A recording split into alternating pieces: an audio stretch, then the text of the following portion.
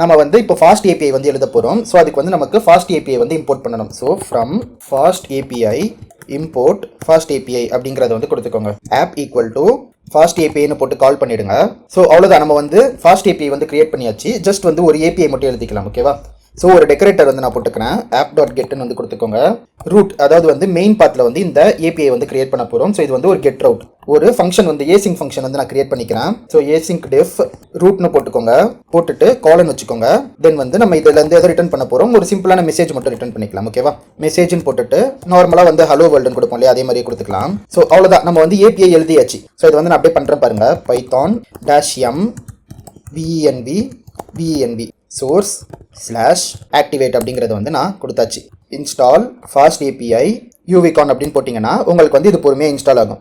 uvcon main காலன் போட்டுட்டு app போட்டுட்டு dash reload. ஓகேவா?